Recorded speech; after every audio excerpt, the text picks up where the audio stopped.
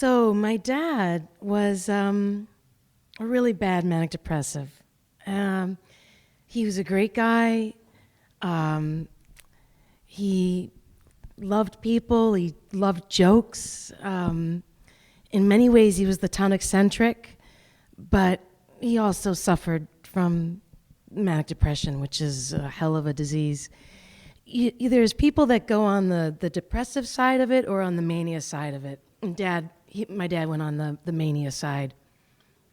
The manic flights, they'd last weeks. They were high. He spent money. He bought cars. He bought houses. He bought grand pianos for people we didn't know. He had lots of projects. He had invented, he got a patent for a fifth leg to the walker. He was convinced that many people fell on the walker, it tipped over, and he was convinced he could prevent many hip accidents with this fifth leg, got a patent. So he was busy. So, he'd been in and out of hospitals all my life. And the story that comes to mind, I was in high school, so now we're 15 years into this cycle of hospitalizations, and the family's getting worn out. I think my dad is too, but it's taking a toll because the manic flights, they're almost contagious. You almost start to feel crazy. So he was on a manic flight at this point, and everybody was just on eggshells, tenterhooks. You don't know what the hell's going to happen when you come in. The energy's so high, you're just kind of, flying around with him. And so anyway, I was at school one day, and I had a fever. I left school early. I come home. My mom wasn't there. She was working, and the house didn't feel right. Well, my dad wasn't there, he didn't work, so why isn't he here? The one car's gone. I just saw something out the window. I just saw a man run by without any pants on. I have a feeling Dad's outside. I go outside, and it's him. He's across the street. He has Fruit of the Loom underpants, Fruit of the Loom white T-shirt, and a tweed jacket. He's touching the front step to the neighbor's house. The thing with this kind of illness is you just don't know what mood they're in. Is he going to be angry? What's he going to do? I don't know. I chose the tactic of calm and sort of understated. Dad, what are you doing?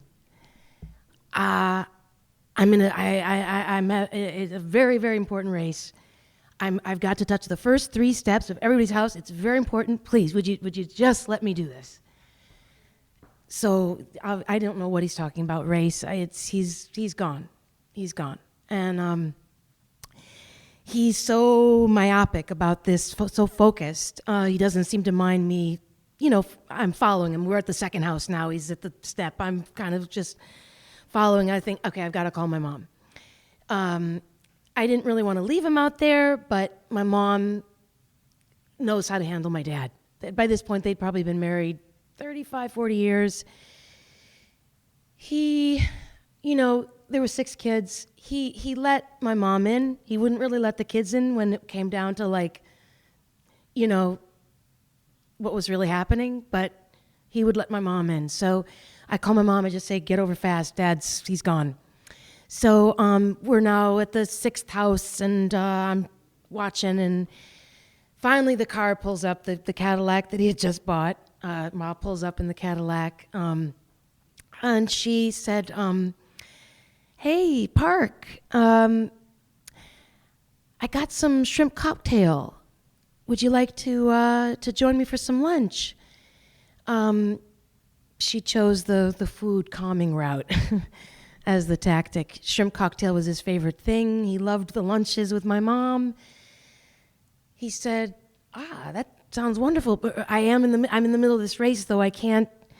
I'd love to join you. I just gotta touch the first 3 steps of everybody's house. So just please, Marie, just let me. okay, well, why don't you touch the step to this house, and then why don't you join me, because I got to go back and we'll have a little lunch. And so he did. He touched the step, and then he got into the car. I got into the back seat, and we drove the few yards to the driveway to our house. By that time, my dad's everything had changed. It's like he got the wind knocked out of him. He had sort of come to in a way, and he looked down. He saw didn't have any pants on, and everything just started to go, And he just said, I'm not feeling so good. And Marie said, I know you're not, Park. And we went into the house, and I followed my dad. I think my mom picked up the phone. She's probably calling the hospital. And I kept an eye on my dad. He put his pants on, and I was watching him in his bedroom. He combed his hair. He slapped a little bay rum on, and tried to get a little dignity, and came and sat on his black chair and just looked straight ahead. I sat on the couch. I just gave him some space, and then the paramedics, they knocked. My mom opened the door. Dad gets up. The paramedics were ready to, put a little bit of wrestling, and he said, no, I'm fine. I got this. Thank you very much. So my mom and I, we watched him go out, and, it's like, in one way we felt very relieved. He's going to a place that can help him. His problems were way too big for us. It's sad, of course. He knew where he was going. I'm sure that didn't feel very good. We went and visited him that night and didn't know what we were going to expect because, jacked up with Thorazine, doesn't know who we are. What's going to happen? He came out to the waiting room and just was like, sat down and seemed kind of present. No straitjacket, didn't seem too messed up with drugs, and sat down and, just said, I think it was pretty rotten that you guys called the paramedics and had me come into this shithole. I think that's just pretty rotten. I said, okay, that's all right. It's okay. We feel like you were, a danger to yourself and others, but it's okay. We understand. And, he stayed angry for a while. He finally got out. The cycle repeated a few times. We finally did do an intervention, which is another story. But the cycle was finally broken. He got the alcoholism and the manic depression got addressed, and, he died a sober man, which was really great. And so, one of the effects that this had on me, growing up in that kind of heightened circumstance, was this fight or flight mechanism. And, which was handy back then, because I could kind of act fast. I could deal, and I could be vigilant, and, boom.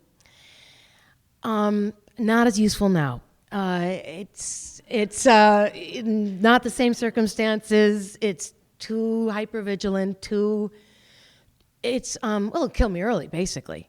Being that amped up it's gonna take some years off. So, it's finding ways to take the breath, realize, it's not then, it's now, and I can respond a lot of different ways in situations, and I don't have to fight or flight it. Thanks.